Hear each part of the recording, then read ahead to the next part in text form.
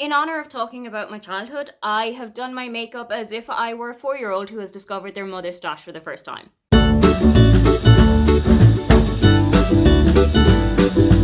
Hi, welcome, come on in. My name is Aoife, and today I'm going to take you through some of the books that got me through my childhood and turned me into the reader that I am today. I would probably have always been described as a big reader. It's one of the first things that I learned how to do. I think I was maybe 3 or 4 when I started to properly try and read books. These weren't big books like Matilda would have read. I mean, she was reading Charles Dickens and stuff. I was reading books called Can You Moo Like a Cow, where you had pictures of barnyard animals and little kind of paragraphs about what they were and what sounds they made. My reading tastes did kind of mature and develop as I got a little bit older. The first 2 books that had a big impact on my reading life were written by the same author, which is Roald Dahl. The first book that I ever remember reading with my parents was the BFG. When I was little, I had a very small room and I had a bunk bed. For no specific reason, I just had bunk beds. I would often sleep on the top bunk and leave the bottom bunk just completely free to put everything that I had brought into the room that day on it. I will always remember my dad standing at the side of the bunk bed and me lying there, and we would read the BFG together. He would read the parts of the BFG and of the narrator, and I would read the parts of Sophie, and I think that memory is one of my most cherished memories of all time, but it's also the thing that got me into reading in the first place. The next book that had a huge impact on me when I was little, and the other one of Roald Dahl's books, was Matilda. It's one that I talk about here so many times, but it really is the book that kind of kickstarted everything for me. Matilda is the first book I can remember reading completely through by myself. I don't think I had too much help from my parents or anybody else about what words I was falling over or things that I didn't really understand. I think I just powered through it, and I probably would have been about 6, maybe 7 by the time I got through to this one. The next book that I'm going to talk about, I don't remember what age I would have been when I read it, but I know that it was released when I was about 4 years old. And that is The Better Brown Stories by Alan Nalberg. This book is probably one of my favorite books in my childhood because it is just so funny. There is a family called the Brown family, and they realize that they are part of a book. They're part of a story, but they're not really so into what the story is about for them. Mrs. Brown is a housewife, Mr. Brown works in the bank, and the 2 Brown children are very kind of disappointed with how their narrative is being played out. The Brown family then decide to go and visit the author, who is working in a little shed in the back of his mother's garden, and tell him that they're a little bit upset with how they're being portrayed and they want to kind of spice their story up a little bit. And so you have the Brown family kind of inserting themselves into so many moments from across history. You have got reenactments of the Trojan Horse, you have got reenactments of Sherlock, of the famous 5. There's so many little kind of parodies throughout this book that these are actually the moments that I associate those with in terms of cultural impact for me. If I ever think of the Trojan Horse and all of that, I actually think of the Better Brown Stories than I would any other moment in cultural history where I would have experienced it. Another author who had a huge impact on me was Jacqueline Wilson, and I could be here for days talking about my favorite Jacqueline Wilson books with you, and I've actually already done an entire video speaking about my top 5. But I think if I had to narrow it down and say that my favorite Jacqueline Wilson book was, it would probably be Double Act. Double Act is about the same age as me. I think it came out actually the year before I was born. But it follows 2 twins, Ruby and Garnet, who are identical. They do everything together, they dress together, wear the same hairstyles, and they're living with their single father. Their mother has passed away, but their father is starting to date someone new. And they're not totally in love with this whole idea. Their dad bringing a new woman into their lives and a new relationship and a new person that they have to kind of get used to being around the home.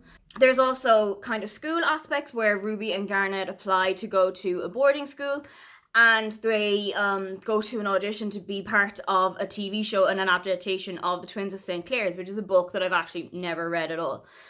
I had always wanted to be a twin. I don't know why, I just always wanted to have a twin sister. So reading Double Act and living vicariously through Ruby and Garnet of having a twin sister in that way was one of my favourite childhood memories. Something I don't know if I've spoken about on this channel a lot is that I am completely obsessed with the Titanic.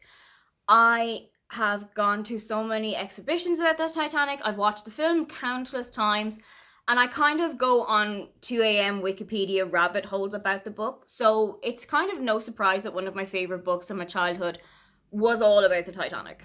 This is Titanic Voyage from Jamshid by Cora Harrison. Cora Harrison is also kind of famous as a romance author, but this is the first and only book of hers that I've read so far. You're following a girl called Kitty, and she is employed as a nanny, so she is traveling with her employer and the 2 children that she's taking care of back to America to take care of the children while she's there. The issue is that the ship that Kitty and the family are traveling on is the Titanic. And before Kitty leaves Drumshee, which is the area that she grew up, her grandmother gave her a necklace, but also warned her never to take it out of the little town that she grew up in. And Kitty is wearing the necklace when she goes on the Titanic. We all know what happened to the Titanic. I mean, spoiler alert, it's been 109 years by now. But one of the children goes missing when the ship hits the iceberg. So now that we've talked about my childhood, let's go forward a little bit and talk about some of the books that I loved when I was a teenager. This series of books that I'm going to talk about is one that I don't actually hear anyone talk about on Twitter, Instagram, BookTube, wherever. I have never heard of anybody else who's read these books. So if you have, I need you to let me know. These books are the Angel Unlimited series by Annie Dalton, and they follow a young girl called Mel who is celebrating her 13th birthday but is killed in a car accident. So you follow Mel in her adventures in heaven, finding new friends in the afterlife, and kind of coming to terms with being a dead girl pretty much as her life is just starting out. And there is a really interesting time travel side plot to this, where Mel is kind of sent as an angel on a mission to go back in time and kind of interact with things that have happened in the past, fix things that have happened in the past, and kind of put her own spell on what happened here. I absolutely loved Lola, who is Mel's best friend that she finds when she's in the afterlife. And I would love to go back and read these books properly because I haven't read them in about 10 or 15 years by now, and I would love to go back and revisit them. And so we're going to go into the books that I have talked about time and time and time again, but the book series that probably established my entire teenage readings is The Babysitter's Club by Ann M. Martin. So in this series, you're following 7 young girls between the ages of 11 and 13 who live in a fictional town called Stony Brook in Connecticut. And they kind of set up a little entrepreneurship where they offer their services as babysitters to everybody in the community.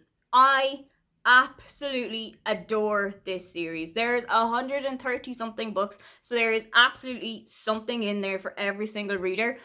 But the books deal not just with babysitting and responsibility and teaching young girls about that, but there are so many things that the girls experience in their life or have to go through in their life, such as dealing with diabetes, bereavement, racism, being a child of divorce. There's so much that the girls grow through. Everybody will have experienced at least one of those throughout their lives. We started this video talking about one author with 2 books on the list, so let's finish talking about one author with 2 books on the list. The first is a complete series, and the second is a duology. So the first one is The Princess Diaries by Meg Cabot. I think, like Meg, having finished this entire series, I wanted somebody to come and just casually and nonchalantly tell me that I was the heir to a throne of a very small European principality. I would love to see what Mia's life is like right now. I know that we've had the royal wedding where everything kind of tidies up a little bit, but there's so much from the whole book series that I would absolutely love to go back and discover. If you're like me and you really love The Princess Diaries, there's actually a podcast called The Podcast Diaries where 2 women around my age go back and read the books and read through them and really go into the nitty-gritty details of what the books are about. And there really is so much in this whole series of books that you can just sit down, go through them from 1 to 10, and you will discover something new about Mia every time that you go back and read them. Finally, one of my favourite duologies from when I was younger, and Meg Cabot's slightly less well-known works, is All American Girl. This follows Samantha Madison, who's about 15 or 16 and lives in Washington, D.C. One day when she is trying to skip out of an art class that her mother signed her up for, she thwarts an assassination attempt on the President of the United States, and then her whole life kind of becomes a little bit of a media circus, which isn't made any easier by the fact that she's falling in love with the president's son. Those were just some of the books that I absolutely loved when I was growing up and probably turned me into the reader that I am today. Do you read any of these books? Have you heard of any of them? Were any of them also your favorites? Or what favorites did you have when you were little? Don't forget to like and subscribe because I have new videos up every week. Now, get on out of here.